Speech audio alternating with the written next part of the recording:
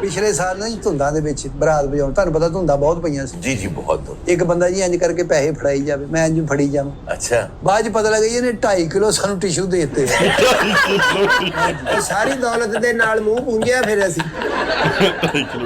ਆ ਕੇ ਦੁਕਾਨ ਤੇ ਟਿਸ਼ੂ ਗਿਣੇ ਸਾਰੇ ਸਾਰੀ ਦੌਲਤ ਡਾਈਨਿੰਗ ਤੇ ਰੱਖਤੀ ਅਸੀਂ ਆ अच्छा ਆਏ ਗਏ ਲਈ हिस्से बकरे पे सुना है बहुत लड़ाई होती है आप ਨਹੀਂ ਇਹ ਕਰਦਾ ਜੀ ਇਹਦੀ ਹੈ ਆਦਤ ਬਹੁਤ ਮਾੜਾ ਵਾ ਅੱਛਾ। ਇਹਦੇ ਨਾਲ ਦਿਲ ਐ ਹੋ ਜਾਂਦਾ ਵੀ ਜਾਵੇ ਸਾਰਾ ਬਖਰਾ ਨਾ ਮੈਨੂੰ ਹੀ ਆ ਜਾਵੇ नहीं मुझे खबर ये मिली थी कि ये बहू बैंड से पहले किसी और बैंड में थे, वो बकरा ही बड़े और तरीके से करता था कि ये मेरा हिस्सा, ये मैंने माना हुआ था।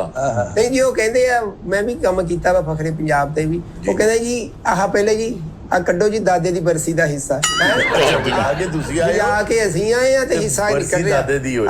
ਆ ਦੁਕਾਨ ਦਾ ਹਿੱਸਾ ਕੱਢੋ ਜੀ 100 ਰੁਪਏ ਦੀ ਬਰਫ਼ ਲਿਆਂਦੀ ਸੀ, ਇਹ ਕੱਢੋ। ਇਹ ਕੱਢੋ ਜੀ 6 ਚਾਵਾਂ ਲਿਆਂਦੀਆਂ, ਇਹ ਕੱਢੋ। ਉਹ ਸਾਰਾ ਤੇ ਉੱਥੇ ਹੀ ਕੱਢ ਲੈਂਦੇ ਆ ਮੇਰੇ ਇਹ ਵਿੱਚ ਨਾ ਜਦੋਂ ਮਾਸਟਰ ਸਾਡਾ ਮੇਨ ਮਾਸਟਰ ਜਿਹੜਾ ਹੁੰਦਾ ਜੀ। ਉਹ ਜਦੋਂ ਬਖਰਾ ਕਰ ਰਿਹਾ ਹੁੰਦਾ ਨਾ ਜੀ। ਇਹ ਚੱਕਰ ਨਾਲ ਹੀ ਉਹਦਾ ਬੱਚਾ ਆ ਜਾਂਦਾ। ਅੱਛਾ। ਉਹ ਕਹਿੰਦਾ ਅੱਬਾ ਜੀ ਅੰਮੀ ਕਹਿੰਦੀ ਹਾਂਡੀ ਲਿਆ ਦਿਓ, ਕਹਿੰਦਾ ਤੂੰ ਵੀ ਹੁਣੀ ਆਉਣਾ ਸੀਗਾ, ਹਾਂਡੀ ਲਿਆ ਦਿਓ, ਵੇਖ ਨਹੀਂ ਦਿਆ ਮੈਂ ਬਖਰਾ ਕਰ ਰਿਹਾ ਵਾਂ। ਉਹ ਵਿੱਚੋਂ ਚੱਲ ਜਾ ਲੈ ਆ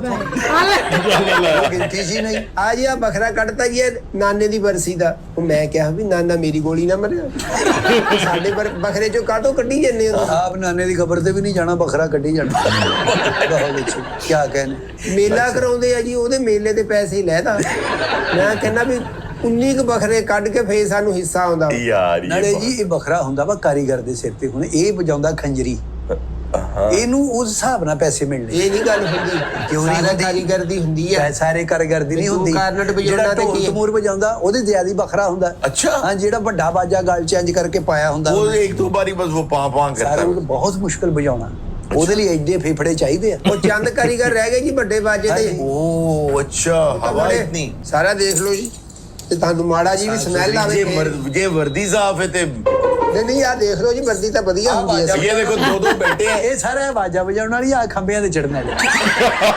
ਐ ਨਹੀਂ ਕਹੀਦਾ ਹੁੰਦਾ। ਕਈ ਇੰਜ ਸੁੱਟਦੇ ਨਹੀਂ, ਉੱਤੇ ਕਾਪੀ ਅੜ ਜਾਂਦੀ, ਫਿਰ ਇਹ ਚੜਦਾ ਇਹ ਫਿਰ ਲਿਆਉਂਦਾ ਲਾ ਕੇ। अच्छा अब आप आए हैं तो आप कुछ सुनाए भी हमें। ਹਾਂਜੀ ਸੁਣਾਉਂਦੇ ਆ ਜੀ। जी जी ਚਲੋ ਜੀ। ਚਲੋ ਜੀ ਸਲੀਮ ਖਾਨ ਸਾਹਿਬ मैं तो कहता हूँ आपने ये ब्रासपुना मतलब ब्रास बजाना छोड़ दें। ਇਹ ਤਾਂ ਸਿੱਧੀ ਗਾਲ ਹੋਊਗੀ ब्रास है